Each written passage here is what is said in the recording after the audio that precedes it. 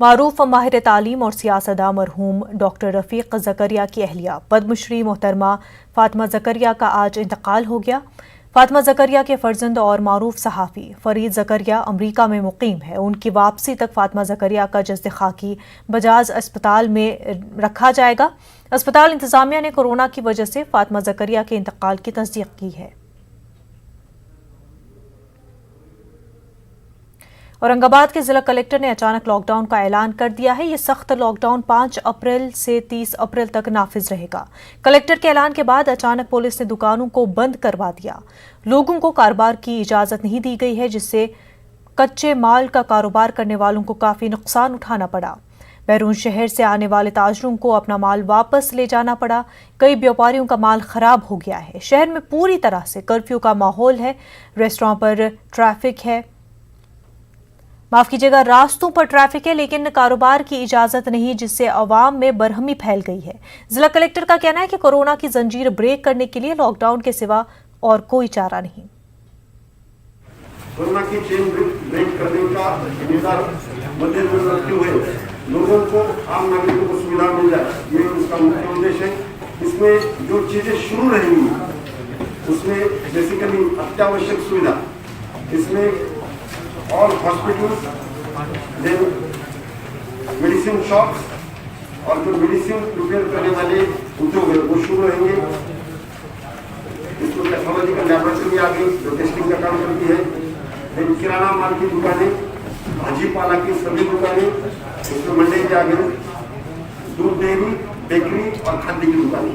एकदम अचानक से जो है कलेक्टर साहब ने जो लॉकडाउन लगाए और एकदम से अचानक जो निर्णय लिए, उससे जो है किसी को, शेतकरी को इनको मालूम नहीं पड़ा और वो बेचारे सुबह आए, माल उन्होंने वैसे रखा और माल का कोई लेवाल नहीं, जिसकी वजह से सब लोगों पर असर पड़ा, शेतकरी पे। और उसके बाद जो है हमारे जो दुकानें बंद हो गई। हमारे पास जो लेबर काम करने वाले जो लेबर है बेचारों को, उनका रोज़ करना, रोज़ कमाना, रोज़ खाना है, वो लोग भी कहाँ से बेचारे करेंगे। और माल भी जो है पूरा का पूरा जो है फेंकने में गया। गाड़ी आई थी अभी, घान गाड़ी, सब लोगों ने उसमें माल डाले, नहीं तो यही सब पानी पीछे है, क्योंकि कच्चा माल है, उसको अगर आज बेचे नहीं तो पूरा का पूरा फेंकना पड़ता है, उसको कुंडी बताना। महाराष्ट्र में समाजवादी पार्टी लीडर अबू आसिम आजमी ने मुंबई के भिंडी बाजार में छोटे दुकानदारों की दुकानें बंद करने की मजम्मत की है। आजमी ने कहा कि लॉकडाउन नाफिज करने से कबल रियासत की आवाम को तमाम जरूरियात फराहम कराई जाए। मजीद क्या कुछ कहा, ये सुनते हैं। की तरफ से जो नोटिफिकेशन 4 अप्रैल को मिला है, उस हिसाब से कोविड का अपने ज़िले में जो बढ़ता हुआ संसर्ग ध्यान में रखते हुए हमने यहाँ पर आदेश पारित किए और आज रात से सभी जगह पर संचारबंदी लागू हो गई है। और ये भी आज ही रात से जो कोई एसेंशियल सर्विसेज है वो छोड़ के सारे दुकानें कल से बंद रहेगी और सैटरडे संडे जो है वो कंप्लीट लॉकडाउन रहेगा। चूँकि रमज़ान मुबारक जैसा मुक़द्दस महीना आ रहा है, तो हम हुकूमत से ये दरख्वास्त करते हैं कि रात के इस वक्त को कम से कम 10 कर दिया जाए, ताकि मुसलमानों को अपने अफ्तार और तरावी की इबादतों को सही तौर पर अंजाम देने का मौका मिल सके। साथ ही हम पूरी मिल्लत से गुजारिश करते हैं कि कोरोना की इस वबा से हुकूमत ने एहतियाती तौर पर जो इक़दामात लेने के लिए आवाम से अपील की है। मालेगांव शहर में कोरोना वबा से हालात संगीन है। ऑक्सीजन की कमी और वेंटिलेटर की किल्लत से हालात मजीद बदतर हो गए हैं। रियासत के वजीर सेहत डॉक्टर राजेश टोपे ने गुज़िश्ता देर रात अचानक मालेगांव शहर का दौरा किया और सरकारी अस्पताल का जायजा लिया। उनके साथ मकामी रुकन असेंबली मुफ्ती इस्माइल भी मौजूद रहे। इस मौके पर मीडिया से बात करते हुए राजेश टोपे ने कहा कि ऑक्सीजन की किल्लत दूर करने की कोशिश की जा रही है। उन्होंने अवाम से अपील की कि वो एहतियाती तदाबीर का ख्याल रखे और वैक्सीन जरूर लगवाए। ख्याल है कि मालेगांव के शहरी इलाके में वैक्सीन लेने वालों की तादाद इत्मीनान बख्श नहीं है। आवाम को, खास तौर पर जो पूर्व आवाम है, हमारे मुस्लिम भाई लोग हैं, उनको बोलना चाहता हूँ कि आगे आके चढ़ बढ़ के जिसको बोलते हैं हम, उन्होंने वैक्सीनेशन करवा लेना चाहिए। वो सुरक्षित है, मुफ्त है और आगे आके आपको बहुत अच्छी तरह से उसका फ़ायदा होगा। और इसलिए मैं वैक्सीनेशन और सभी के बारे में यहाँ पर जो भी कमियाँ हैं वो कमियाँ मैं पूरी दूर करूँगा। जैसा कि मेडिसिन्स है, रेमडेसिविर हो या और कोई भी स्टीरॉइड्स और जो भी कम अगर पड़ता है वो देने में हमारे पास कोई प्रॉब्लम नहीं है। सिर्फ ऑक्सीजन का थोड़ा कमती थी, मैं वो बोल रहा हूँ। हम आने वाले दिनों में लगे तो हम पूरा इंडस्ट्री बंद करेंगे, लेकिन ऑक्सीजन मेडिसिन लोगों के लिए कम नहीं पड़ने देंगे। मालेगांव की आवाम से मेरी अपील है कि जिस तरह खान पान के साथ अपनी इम्यूनिटी पावर आपने बढ़ाया है, अगर आपको वैक्सीन की ज़रूरत है और सरकार ने 45 साल की उम्र के ऊपर के लोगों को वैक्सीन देने का फैसला किया है, तो मालेगांव की आवाम को भी वैक्सीन लेना चाहिए। महाराष्ट्र में कोरोना से सबसे ज्यादा मुतासिर 10 शहरों में अकोला का नाम भी शामिल है। अकोला में कोरोना को रोकने के लिए ब्रेक दी चेन को जमीनी सतह पर कामयाब बनाने के लिए अहकाम जारी किए गए हैं, जिसको लेकर इंतजामिया ने मुहिम जारी की है। इस बीच रमजान मुबारक को देखते हुए मुसलमानों ने इंतजामिया से गुजारिश की है कि इफ्तार और तरावी के लिए उन्हें ढील दी जाए। खासकर इफ्तार और तरावी के दौरान ताउन फराहम करने की अपील की गई। गवर्नमेंट के तरफ से जो नोटिफिकेशन 4 अप्रैल को मिला है, उस हिसाब से कोविड का अपने ज़िले में जो बढ़ता हुआ संसर्ग ध्यान में रखते हुए हमने यहाँ पर आदेश पारित किए और आज रात से सभी जगह पर संचारबंदी लागू हो गई है। और ये भी आज ही रात से जो कोई एसेंशियल सर्विसेज है वो छोड़ के सारे दुकानें कल से बंद रहेगी और सैटरडे संडे जो है वो कंप्लीट लॉकडाउन रहेगा। चलते हुकूमत ने जो मुख्तलिफ किस्म की पाबंदियां लगाई हैं, उसमें शहर अकोला मार्केट और दुकानों के खुलने के औकात मुकर्रर किए गए हैं। चूँकि रमज़ान मुबारक जैसा मुक़द्दस महीना आ रहा है, तो हम हुकूमत से ये दरख्वास्त करते हैं कि रात के इस वक्त को कम से कम 10 कर दिया जाए, ताकि मुसलमानों को अपने अफ्तार और तरावी की इबादतों को सही तौर पर अंजाम देने का मौका मिल सके। साथ ही हम पूरी मिल्लत से गुजारिश करते हैं कि कोरोना की इस वबा से हुकूमत ने एहतियाती तौर पर जो इक़दामात लेने के लिए आवाम से अपील की है, उसकी पाबंदी करें। मरकजी वजीर सेहत डॉक्टर हर्षवर्धन के मुताबिक अगर मुल्क के अवाम इस बात का तहैया कर ले कि कोरोना को मुल्क से ख़त्म करना है, तो ऐसा मुमकिन हो सकता है, बशर्ते कि अवाम को सख्ती से कोरोना गाइडलाइंस पर अमलावरी करना होगा।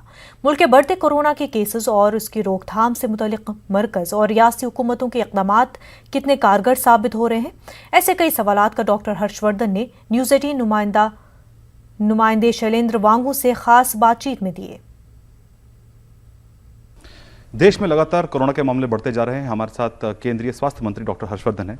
सर, जो सेकेंड वेव है, इस बार सेकेंड वेव में पिछली वेव के मुकाबले हमने 1 लाख आंकड़ा पार कर लिया है। ये बढ़ते हुए मामले, इन पर रोक कैसे लगेगी? नहीं, देखिए, रोक तो बढ़े भी लोगों के वजह से हैं, यानी लोगों की लापरवाही की वजह से, लोगों के कैजुअल एटीट्यूड की वजह से, लोगों के मन में शायद कोविड का खौफ ख़त्म हो गया है। लोगों को शायद ये गलत फहमी हो गई है कि अब वैक्सीन आ गई है तो अब हमको प्रिकॉशन लेने की ज़रूरत नहीं है, अब हमको मास्क पहनने की ज़रूरत नहीं है, अब हमको 2 गज की दूरी बनाने की ज़रूरत नहीं है, अब हमको अपने हाथ को साफ़ रखने की ज़रूरत नहीं है। तो इस गलत फहमी के रहते और फिर लोगों को ऐसा लगता है कि अब खूब पार्टियां करो, शादियों के अंदर सारे नियम तोड़ो, शादियों में मास्क लगाने की ज़रूरत नहीं है, रेस्टोरेंट में जाकर खाना खाना भी ज़रूरी है, और ये सारी चीज़ें जो ओपन अप हो रही हैं और फील्ड में जो बड़े बड़े फंक्शंस लोग कर रहे हैं, सड़क के ऊपर भी प्रिकॉशंस नहीं ले रहे हैं, इन सब कारणों से एक्चुअली ये कोविड के केसेस बढ़े हैं। इन कारणों के ऊपर दोबारा से अगर सब लोगों ने ध्यान दे दिया, अगर कुछ ही समय के लिए अगर कोविड अप्रोप्रिएट बिहेवियर देश के लोग ठीक से, ईमानदारी से, कमिटमेंट और सिंसेरिटी के साथ उसको फॉलो कर लें, तो जैसे तेज़ी से केसेस बढ़ रहे हैं वैसे तेज़ी से कम होने भी शुरू हो जाएंगे। और शायद 2 दिन के बाद प्रधानमंत्री जी भी सारे देश के चीफ मिनिस्टर्स के साथ बात करने वाले हैं। वो भी उनको आग्रह पूर्वक ये कहेंगे कि भाई कोविड को इतनी आसानी से हमें बढ़ने नहीं देना चाहिए। और मुझे पूरा विश्वास है कि अगर देश एक बार एकजुट होकर ये तय कर लेगा कि हमने कोविड को नहीं बढ़ने देना और कोविड जो बढ़ रहा है इसको तुरंत वापसी दिशा के अंदर इसको लाना है, तो ये हो जाएगा संभव। कोई इसमें कोई बहुत बड़ा हरक्यूलियन टास्क नहीं है ये। सर, इसी बीच हम देख रहे हैं कि महाराष्ट्र सरकार ने वीकेंड लॉकडाउन और दिल्ली सरकार ने आज से नाइट कर्फ्यू की शुरुआत की है। क्या ये कदम कारगर हैं? देखिए, बात यह है कि लॉकडाउन वगैरह ये सब हम लोगों ने जब समय ज़रूरत थी इन सबको किया है और सारे देश ने सब चीज़ें उसके कारण जो हमें फ़ायदा हुआ वो भी हमने देखा है और उसकी वजह से थोड़ी सी परेशानियां होती हैं लोगों को, वो भी सब लोगों ने देखा है। अब ये स्टेट गवर्नमेंट्स ने जो भी फैसला किया है उसके ऊपर हमें कोई कमेंट नहीं करना है। सर, कुछ राज्य मांग कर रहे हैं कि जो वैक्सीन का दायरा है, जो उम्र का जो लिमिट है, एज का लिमिट, उसको हटा दिया जाना चाहिए। यहाँ तक कि एक लेटर आपके पास ये भी आया होगा कि 18 साल से ऊपर जितने भी लोग हमको वैक्सीन लगवाने की छूट मिल सके। क्या इस पर विचार हो रहा है? देखिए, ऐसा है कि इस तरह के बहुत सारे सुझाव आ रहे हैं, कोई भी सुझाव आता है दे आर ऑल वेलकम। लेकिन अगस्त के महीने में ही प्रधानमंत्री जी ने ये national expert group on vaccine administration बनाया था, जिसमें सभी एक्सपर्ट लोग हैं, वैज्ञानिक लोग हैं, साइंस मिनिस्ट्रीज़ के लोग हैं, कई सारे स्टेट्स का रिप्रेजेंटेशन है, हर रीजन से स्टेट गवर्नमेंट्स के प्रतिनिधि हैं और वो इस वायरस के डायनामिक बिहेवियर को देखते हुए वैक्सीनेशन की प्रक्रिया के जितने भी साइंटिफिक जिसे कहते हैं पहलू हैं उनको देखते हुए देश की और अंतर्राष्ट्रीय ओवरऑल जो परिस्थितियां हैं, गाइडलाइंस हैं, विश्व स्वास्थ्य संगठन की गाइडलाइंस, सब बातों को देखते हुए और फिर वैक्सीन की कितनी मात्रा उपलब्ध है देश के अंदर, ये सारी चीज़ें जो हैं इनको देखकर उसके आधार पर वैज्ञानिक बैकिंग के साथ ये निर्णय लिए गए हैं जो अभी तक इम्प्लीमेंट हो रहे हैं। सर, इसी बीच हरिद्वार से रोजाना करीब 150 ऐसे मामले सामने आ रहे हैं। वहाँ पर रेस्ट्रिक्शंस हैं, उसके बावजूद वहाँ पे कुंभ के मेले से जो मामले सामने आ रहे हैं और 12 तारीख और 14 तारीख को वहाँ पर बड़ा स्नान होना है, तो उसके लिए क्या कोई स्पेशल निर्देश दिए गए हैं राज्य सरकार को? नहीं, राज्य सरकार को तो देखिए शुरू से हमने उनको बाकायदा जो मुख्यमंत्री थे वहाँ पहले जब ये कुंभ की तैयारियाँ हो रही थी उनसे मेरी खुद विस्तार से बातचीत होती रही है और उनको हमने सब प्रकार की सावधानियां बरतने के लिए कहा है। जो वहाँ पर जो लोग आते हैं उनको, जो लोग टेस्टेड हैं और नेगेटिव हैं उनके अलावा कोई ना आए, ज़्यादा बहुत भीड़ ना की जाए, लिमिटेड मात्रा में लोग आएँ, जो भी नियम इत्यादि हैं उनको फॉलो किया जाए कि कुंभ किसी भी प्रकार से जो कोविड के मामलों में बढ़ने के प्रक्रिया में कोई भी कंट्रीब्यूट ना करे। एक आखिरी सवाल सर, आपने कहा कि मास्क पहनना और कोविड अप्रोप्रिएट बिहेवियर बहुत ज़रूरी है। इसी बीच असम के एक मंत्री हेमंत बिश्व शर्मा ने कहा है कि अब असम में मास्क की ज़रूरत नहीं है। क्या वाकई में असम में मास्क की ज़रूरत नहीं है? नहीं, मुझे ये पता नहीं कि उन्होंने ये बात क्यों कही, क्या सोच के कही, किन परिस्थितियों में कही। मास्क के साथ 2 गज की दूरी और हैंड हाइजीन, ये बड़े बेसिक मुद्दे हैं जिनके ऊपर सबको ध्यान देने की ज़रूरत है। वो चाहे कोई स्वास्थ्य मंत्री हो, चाहे कोई वो देश का बड़े से बड़ा अधिकारी हो, सबके लिए ये गंभीरता से पालन करने का विषय है। हमसे बात करेंगे, बहुत बहुत शुक्रिया। तो ये थे doctor Harshvardhan. Camera person Satyaprakash के साथ शैलेंद्र वांगू, न्यूज़ 18 नेटवर्क, नई दिल्ली। वक्त हो गया एक छोटे से ब्रेक का। में जबरदस्त इजाफा दर्ज किया जा रहा है। दिल्ली हुकूमत लोगों को कोरोना से बचने के एहतियाती इक़दाम तो बता रही है, साथ ही वैक्सीनेशन को भी तेज कर दिया है।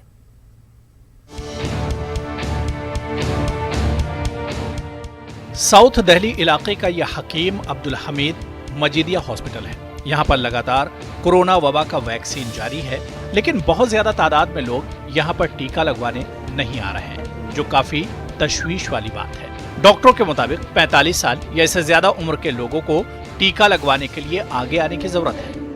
वैक्सीनेशन तो बहुत ज़रूरी है, चाहे नया स्ट्रेन आ रहा हो चाहे नहीं आ रहा हो, क्योंकि अभी लोगों में अवेयरनेस भी बहुत कम है वैक्सीनेशन से रिलेटेड। ठीक है, अभी भी हमारा वैक्सीनेशन सेंटर गवर्नमेंट के ऑर्डर के मुताबिक 9 to 9 रन कर रहा है, रात में 9 बजे तक, पर आप देख सकते हैं कि बहुत कम लोग आ रहे हैं। तो इसलिए मैं सबसे यही रिक्वेस्ट करना चाहती हूँ कि बहुत सारे लोग यहाँ पे आएँ, 45 अबव सबको लग सकता है, एंड बस वैक्सीनेशन लेते रहें। And after vaccination also mask पहनना और बाकी जो सैनिटाइज करना, सोशल डिस्टेंसिंग मेंटेन करना, ये बहुत इम्पॉर्टेंट है। दिल्ली में पिछले 15 दिनों में पॉजिटिव रेट 1% से बढ़कर 5% से ज्यादा हो गया है। पिछले 5 दिनों में 64 मौत हो चुकी है। यही वजह है कि डॉक्टर वैक्सीन और एहतियात बरतने की सलाह दे रहे हैं। ये टेस्ट ट्रीट ट्रेस की जो स्ट्रैटेजी है ये बहुत ज़रूरी है फ़िलहाल अपनाने के लिए। साथ ही में फ्यूचर को ध्यान में रखते हुए वैक्सीनेशन अवेलेबल है, मुफ्त में गवर्नमेंट हॉस्पिटल्स में अवेलेबल है, एम्पल सप्लाईज अवेलेबल हैं। तो जितने भी लोग इसके लिए एलिजिबल हैं यानी 45 साल या उसके ऊपर, वो प्लीज़ जाकर वैक्सीन ज़रूर लगवाएं और उसकी अगली डोज भी लगवाएं, ताकि अगले 2 महीने के अंदर जो है वो हम इम्यूनिटी बिल्ड कर सकें अपनी पॉपुलेशन की। दिल्ली में कोरोना के मरीजों के लिए सरकारी और निजी अस्पतालों में बेड बढ़ाए जा रहे हैं। ये इशारा है इस बात का कि आने वाला वक्त मुश्किल हो सकता है। न्यूज़ 18 उर्दू के लिए दिल्ली से खुर्रम शहजाद की रिपोर्ट। भोपाल में एशिया की बड़ी मस्जिद ताजुल मसाजिद में कोरोना वैक्सीन की टीकाकारी का कैंप लगाया गया। कोरोना वैक्सीन टीकाकारी कैंप में बड़ी तादाद में मर्द और खवातीन ने शिरकत की और इस तरह के कैंप को वक्त की जरूरत से ताबीर किया। ताजुल मसाजिद में लगाए गए कोरोना वैक्सीन टीकाकारी कैंप में वैक्सीन लगाने से पहले लोगों का बीपी चेक करने और उनकी काउंसलिंग का भी इंतजाम किया गया था। हमारे नुमाइंदे मेहताब आलम ने कोरोना टीकाकारी कैंप में लोगों से खास बातचीत की। आइए देखते हैं। की बड़ी मस्जिद ताजुल मसाजिद में कोरोना वैक्सीनेशन टीकाकारी का कैंप लगाया गया और एक बड़ी पहल इसलिए है कि जहां पर मुस्लिम समाज को लेकर तरह तरह की बातें की जाती है। हम देख रहे हैं बड़ी तादाद में लोग अपने घरों से निकल कर आए। यहाँ पे देखिए कोरोना वैक्सीनेशन चल रहा है और यहाँ पर हमारे साथ डॉक्टर भी मौजूद है। वो लोग जिन्होंने कोरोना वैक्सीन को लगवाया वो भी मौजूद है। उनसे बात करते हैं कि कोरोना वैक्सीन जो है इंतजाम जो किया गया क्या हो, समाज की तरफ से किसी तरह का कोई खौफ था या किस तरह से आपने लगाया? देखिए, मुस्लिम समाज में एक खौफ तो है कि वैक्सीनेशन के कोई फ़ायदे नहीं है बल्कि उल्टे नुकसानात हैं। तो कोशिश ये की गई कि मुस्लिम समाज के जो इंटेलेक्चुअल्स थे उन्होंने ये तय किया कि क्यों ना हमारे काजी और मुफ्ती और जो शहर के मौजूदीन हैं वो आगे आएँ और इस पहल को करें। तो इसी सिलसिले में पिछले दिनों क़ज़ियात में वैक्सीनेशन हुआ, फिर मीकैप्स ने एक ऑर्गेनाइज़ किया कैंप और इस तरह शहर के मुख्तलिफ मुमताज़ जो शख्सियात थी उन्होंने वैक्सीनेशन करवाया। और फिर ये हुआ कि अगर हम इसको ताजुल मसाजिद से वैक्सीनेशन करवाएं तो एक आवाम के अंदर जो डर है और जो खौफ है वो निकलेगा और उन्हें लगेगा कि नहीं हमें वैक्सीनेशन कराना चाहिए। दूसरा ये कि हॉस्पिटल जाने में कुछ मरीज़ों में हिचकिचाहट रहती है, लेकिन मस्जिद से क्योंकि बहुत मानूस होते हैं, पाँच वक्त की उनकी आमद और रफ्त वहाँ रहती है, तो वो वहाँ से फैमिलियर होते हैं। तो कोशिश ये की जा रही है कि समाज को इस वैक्सीनेशन से फैमिलियर किया जाए ताकि वो खुद भी आएँ और रूहानी जहाँ तालीम मिलती है वहीं पे जिस्मानी जो है तालीम के जो उसका इलाज भी किया जाता है। क्या आपने लगवाया? मैंने सेहत का टीका लगवा लिया है और उम्मीद करता हूँ कि शहर ही नहीं पूरा प्रदेश और पूरा देश इस टीके के लेने के लिए आगे आए और एक दलील पेश करे कि हम भी आगे हैं, हम भी सेहत के लिए सजग हैं, सतर्क हैं। जो है सेहत का जो टीका है मैंने खुद अभी जो है इंजेक्शन लगवाया है और इंजेक्शन लेने में किसी तरह की कोई तकलीफ है आपके सामने मैं खड़ा हूँ। हमारे साथ डॉक्टर साहिबा मौजूद है। इनसे जानते हैं डॉक्टर साहिबा जो है ये कोरोना का टीका लगवाया जा रहा है कि कितना ज़रूरी है उसके बारे में बताएं। ये तो ज़रूरी है, अपन को कोरोना से चैन तोड़नी है, उसकी बीमारी तो भागेगी नहीं। तो कोरोना की चैन तोड़नी है, जब चैन तोड़नी है तो इसके लिए सभी लोगों को जागरूक को होना ज़रूरी है। यहाँ पर हमारे साथ रईस आदम साहब मौजूद है। किस लिए आए यहाँ पे? हम वैक्सीन के लिए आए थे। कोरोना वैक्सीन लगवाने के लिए कि क्या किसी तरह कोई डर? नहीं, कोई डर नहीं, चैन को तोड़ना इसलिए। जामिया मिलिया इस्लामिया एल्यूमिनाई ने यूनिवर्सिटी और जामिया स्कूल में ज़ेर तालीम गरीब तलबा और तालिबात की मदद के लिए हाथ बढ़ाया है। जामिया मिलिया इस्लामिया एल्यूमिनाई ने 102 तलबा और तालिबात में स्कॉलरशिप तकसीम की। खास बात यह है कि उनमें गैर मुस्लिम तलबा की अच्छी खासी तादाद थी।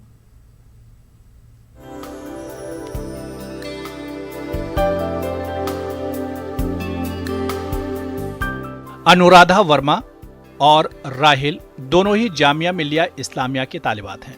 जम्मू से आने वाली Anuradha Verma BA mass communication के फर्स्ट ईयर के एग्जाम दे रही हैं, तो वहीं उत्तर प्रदेश के खुर्जा की राहिल डिप्लोमा एलिमेंट्री टीचिंग के दूसरे साल में है। दोनों को ही स्कॉलरशिप के लिए चुना गया है। अलग अलग मजाहिब और अलग अलग शोबों में पढ़ने के बावजूद दोनों को ही स्कॉलरशिप की सख्त जरूरत थी। अनुराधा वर्मा और राहिल बताती हैं कि उन्होंने नवोदय विद्यालय से पढ़ने के बाद जामिया में एडमिशन लिया था। पढ़ाई के लिए पैसे का इंतजाम करना मुश्किल था, ऐसे में इस स्कॉलरशिप से उन्हें काफी आसानी हुई है। मैंने ये फॉर्म फिल किया था +2 के CBSE रिजल्ट के बाद, अगस्त में किया था फॉर्म फिल मैंने और नवंबर में एडमिशन करवाई थी मैंने यहाँ पे। तो मैंने स्कॉलरशिप इसलिए ली थी कि मेरी फैमिली एफर्ट्स नहीं कर सकती है कि वो मुझे पढ़ा सकें। एक्चुअली मैंने पहले भी नवोदय में पढ़ी हूँ, तो इसीलिए मैं ये स्कॉलरशिप लेना चाहती हूँ कि जो गवर्नमेंट है वो मेरी हेल्प करे और मेरी फैमिली में इससे मदद, और मैं इसकी स्कॉलरशिप का मतलब कि अपनी स्टडीज़ में मतलब कि अच्छी तरीके से वो कर सकूँ। मैंने NSP वाली जो स्कॉलरशिप होती है उसके लिए भी अप्लाई किया था। ये जो कोरोना की वजह से सभी लोग प्रभावित हुए हैं पूरी तरीके से, तो इससे लोगों को ये जो स्कॉलरशिप मिलेगी इससे लोगों को थोड़ा बहुत फ़ायदा भी होगा। और हम स्टूडेंटों को तो आपकी एजुकेशन में क्या बदलाव आएगा इस तरह की स्कॉलरशिप मिलने से एक जो हमारी फैमिली वाले होते हैं उनको भी इतना ज़्यादा वो नहीं लगता कि हम ही हमारे ही ऊपर डिपेंड है, और हमें भी एक अपने आप को थोड़ा इंडिपेंडेंट फील होता है कि हमें खुद गवर्नमेंट की तरफ से स्कॉलरशिप मिलती है। स्कॉलरशिप पाने वाले तलबा और तालिबात की अलग अलग ज़रूरतें हैं, लेकिन सभी माशी तौर पर कमज़ोर घरों से हैं। देखिए, ये जो स्कॉलरशिप है ये हमारे लिए बहुत ही ज़्यादा मतलब फ़ायदेमंद और सहायक होती है। जब एक युवा वर्ग जहाँ उसके लिए परेशानी होती है वो पढ़ाई करे, वहीं इस पर दबाव होता है कि वो कुछ कमाए भी। जहाँ घर के बहुत सारे खर्चे होते हैं वहाँ स्कॉलरशिप हमारे बहुत ही ज़्यादा फ़ायदेमंद देती है। एक ही किताब हमारी लगभग 300-400 तक की जाती है। जामिया एलुमनाई की ओर से दी जाने वाली स्कॉलरशिप के तहत तलबा और तालिबात की ट्यूशन फीस दी जाती है। फिलहाल 102 तलबा और तालिबात को चुना गया है, लेकिन मुस्तकबिल में इस तादाद में इजाफा किया जाएगा। इसमें सभी तरह के बच्चे शामिल हैं, उसमें चाहे हिंदू हो, मुस्लिम्स हो, सिख्स हो, उसमें कोई एक पर्टिकुलर रिलीजियस नहीं है। जिसको ज़रूरत है वो सब इस लिस्ट में शामिल हैं। दूसरा एक चीज़ कि अभी 102 की लिस्ट है, आने वाले टाइम में और जैसे जैसे अमाउंट हम पे बढ़ेगा लोग देंगे, क्योंकि लोगों ने बहुत इस कोरोना टाइम में लोगों ने, क्योंकि हमने लास्ट टाइम की अगर हम बात करें तो लास्ट टाइम में हमने 14-15 लाख रुपए स्कॉलरशिप दी थी और फीसेस अलग दी थी, और डायरेक्ट जो हमारे एलुमनाई थे कुछ ने डायरेक्ट फीस जमा की, वो सब अलग था। और हमने प्लानिंग थी कि इसको एक बड़े लेवल पे पहुंचाएंगे, लेकिन बदकिस्मती रही है कि कोरोना काल चल रहा है। कोरोना में हमने ऐसे ऐसे भी लोग देखे हैं जो पिछली बार इन्होंने स्कॉलरशिप दी थी, आज उनको हमें स्कॉलरशिप देनी पड़ रही है उनके बच्चों को। इसके लिए देखिए, ये आजमी का एक बड़ा अच्छा प्रयास है और शुरू से कर रहे हैं, मतलब आज से नहीं कर रहे हैं। जब से आजमी ये का फाउंडेशन हुआ है 2 साल पहले से, ये दूसरी बार ये स्कॉलरशिप डिस्ट्रीब्यूशन हो रहा है। इसमें ट्रांसपेरेंसी मेंटेन क्या करते हैं कि हम पहले नोटिफिकेशन निकालते हैं पूरा, और नोटिफिकेशन की पूरी वाइड पब्लिसिटी करते हैं, ठीक है, जहाँ जा सकती है उसके हिसाब से वो सारी एप्लीकेशन मंगवाते हैं, रिक्वेस्ट मंगवाते हैं, तो सारे वो फॉर्म्स हमारे प्रिंटेड फॉर्म अवेलेबल होते हैं और they are easily available on the Jamia website. इसमें एक हमने अपनी जो आजमी की वेबसाइट अपनी क्रिएट की हुई है, तो आजमी की वेबसाइट पे ये फॉर्म अवेलेबल रहते हैं थ्रू आउट। कोरोना महामारी की वजह से लोगों की आमदनी मुतासिर हुई है, तलबा और तालिबात पर भी दबाव बढ़ा है। ऐसे में जामिया एलुमनाई का स्कॉलरशिप प्रोग्राम गरीब तलबा और तालिबात के लिए राहत लेकर आया है। न्यूज़ 18 उर्दू के लिए दिल्ली से खुर्रम शहजाद की रिपोर्ट। महाराष्ट्र के अमरावती शहर के मुस्लिम अक्सरियती इलाकों में पानी की किल्लत को रमजान से कब्ल दूर करने का मुतालबा किया गया है। इस मुतालबे के साथ आज एनसीपी अक़लियती सेल की जानिब से महकमे वाटर सप्लाई को मेमोरेंडम पेश किया गया, जिसमें अवाम को हो रही परेशानियों का जिक्र किया गया है। साथ ही रमजान से कब्ल मसले का हल न होने की सूरत में एहतजाज करने का इंतबाह भी दिया गया।